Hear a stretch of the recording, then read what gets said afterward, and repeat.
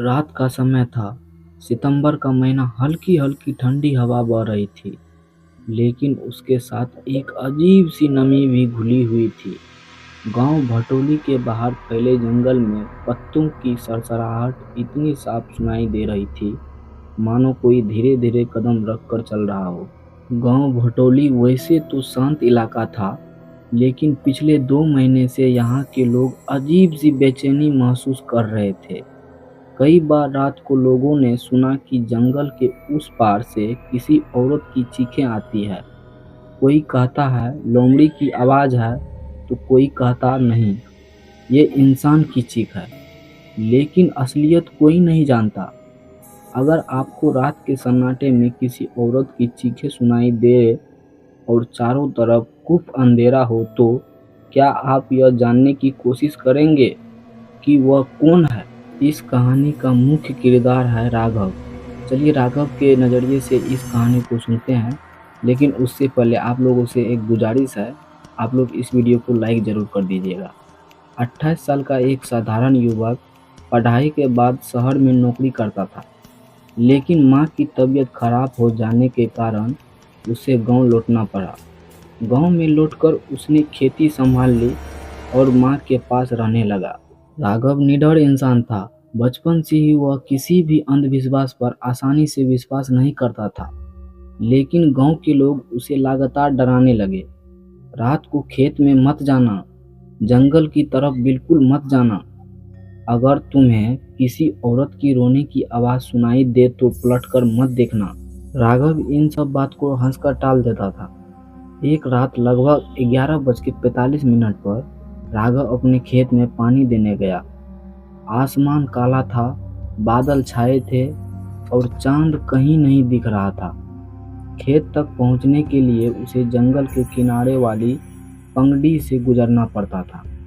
जैसे ही वह वहां पहुंचा, अचानक उसे बहुत हल्की सी आवाज़ सुनाई दी, बचाओ कोई है। राघव रुक गया, उसके कान खड़े हो गए। आवाज़ बहुत धीमी थी लेकिन साफ थी। उसने चारों तरफ देखा, सन्नाटा था। बस दूर कहीं से रात के कीड़ों की आवाज़ आ रही थी। वह फिर आगे बढ़ा, लेकिन तभी दोबारा वही आवाज़ आई, कोई है, मुझे यहाँ से निकालो। इस बार आवाज़ जंगल के भीतर से आ रही थी। अगर आपको आधी रात को जंगल से किसी की मदद की पुकारने की सुनाई दी, तो आप क्या अंदर जाएंगे या वापस लौट जाएंगे? राघव कुछ पल सोचता रहा। गांव वाले उसे चेतावनी दे चुके थे, लेकिन उसका दिल मानने को तैयार नहीं था। अगर वाकई कोई मुसीबत में है तो वह कैसे अनसुना कर सकता है? उसने खेत का पानी छोड़कर टॉर्च उठाई और जंगल की ओर बढ़ गया। जंगल की पगडंडियां तंग थी, पैरों की शाखाएं आसपास में जुड़कर मानो एक अंधेरी सुरंग बना रही थी। राघव टॉर्च की रोशनी से रास्ता देखता हुआ धीरे धीरे आगे बढ़ रहा था। अचानक उसने देखा रास्ते पर गीली मिट्टी में पैरों के निशान थे, नंगे पैर, और वे अभी अभी के लग रहे थे। उसका दिल जोर से धड़कने लगा।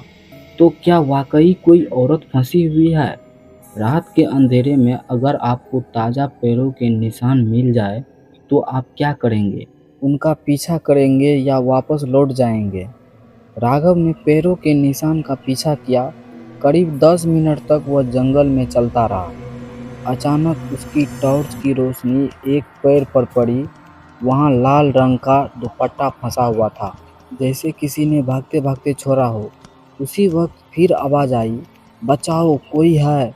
लेकिन इस बार आवाज़ बहुत पास से आई। राघव ने तेजी से टॉर्च घुमाई। रोशनी कुछ देर झपकी और फिर ठिठक गई। उसने देखा एक औरत पेड़ के पीछे खड़ी थी।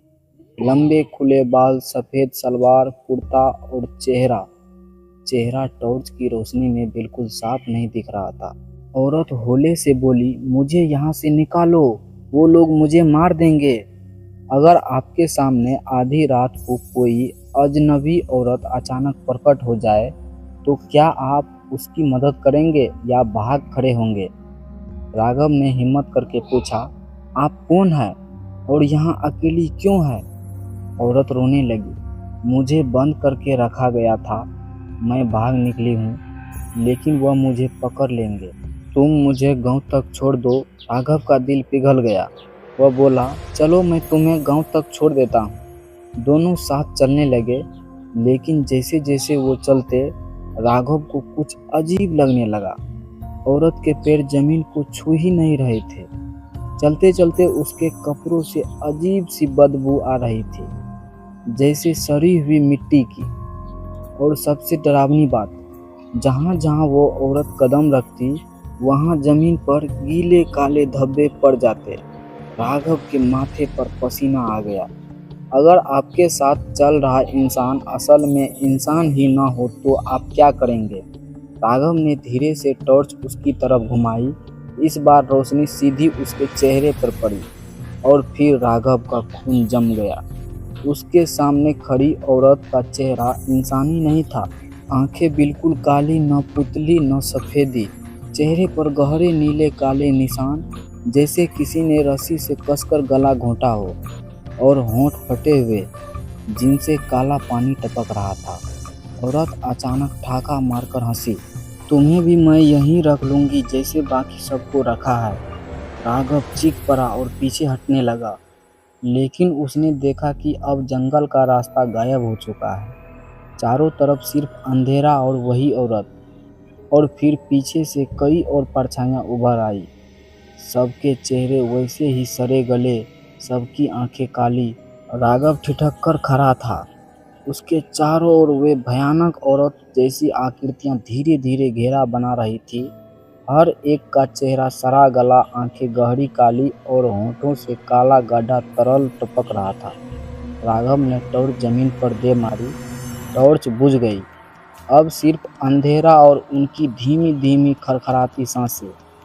जब चारों तरफ सिर्फ अंधेरा हो और मौत आपके सामने खड़ी हो, तो इंसान सबसे पहले क्या करता है?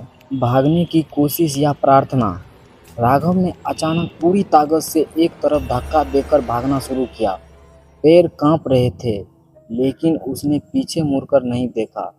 कुछ दूर जाकर उसे लगा जैसे रास्ता दिखा है। वह पगडंडी पर चढ़ा और पूरी ताकत से भागता गया। लेकिन कुछ ही पलों बाद उसने महसूस किया कि उसके साथ साथ कुछ और भी भाग रहा है। पैरों के बीच काले साए तेजी से उसके बराबर बराबर दौड़ रहे थे। उनकी चाल इंसानी नहीं थी। वे जमीन से कुछ ऊपर तैरते हुए अजीब सी गति से भाग रहे थे। राघव की सांसें तेज हो गई। उसने सोचा, अगर गांव तक पहुंच गया तो शायद बच जाऊं।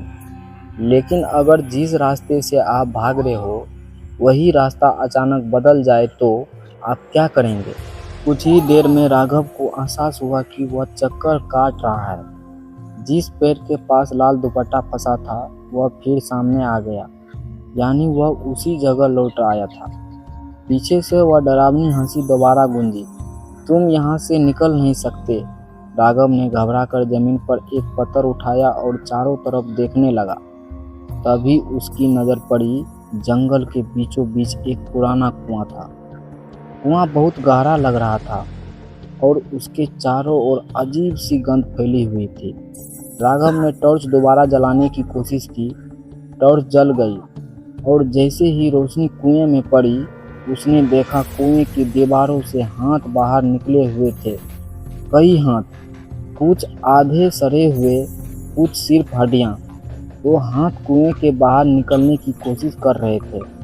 सोचिए, अगर आधी रात को आपको किसी कुएं से बाहर आते सड़े गले हाथ दिखाई दे तो आप क्या करेंगे? पास जाकर देखेंगे या भाग जाएंगे? राघव ने पीछे देखा। वही औरत अब पास खड़ी थी, लेकिन अब उसका चेहरा पहले से भी ज़्यादा खतरनाक हो चुका था। उसकी आंखें पूरी तरह लाल थी और मुंह से लंबे लंबे दांत बाहर निकले हुए थे। वह गुर्राई, ये सब मेरे हैं। जो यहाँ आए हैं कभी लौट कर नहीं गए हैं। अब तुम भी यहीं रहोगे।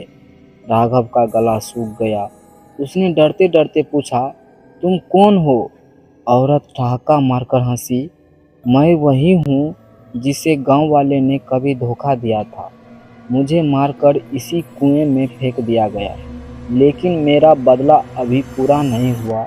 जो भी यहाँ आता है वो मेरा हिस्सा बन जाता है। अगर आपके सामने कोई आत्मा अपने बदले की कहानी सुना रही हो तो क्या आप उससे बच सकते हैं? राघव ने हिम्मत जुटाई। वह अचानक कुएं की तरफ दौड़ा और पत्थर उठा उठाकर उसमें फेंकने लगा। वह पत्थर गिरते हुए कुएं से दर्दनाक चीखें निकलती। काले धुएं के गुब्बार ऊपर उठते और हवा में फैल जाते।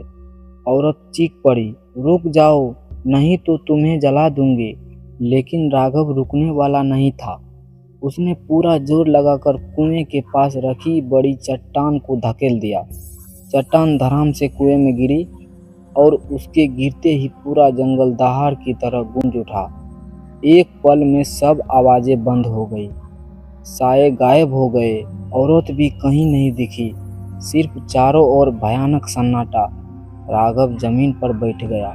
हाँफते हुए उसने सोचा, क्या मैं बच गया? लेकिन तभी कुएं से धीरे धीरे लाल पानी ऊपर आने लगा और उस पानी के बीच से वही औरत दोबारा बाहर निकल रही थी। क्या राघव ने अनजाने में अपने लिए और भी बड़ा खतरा बुला लिया है? क्या औरत सच में रुकने वाली है या अब वह और भी शक्तिशाली बन चुकी है?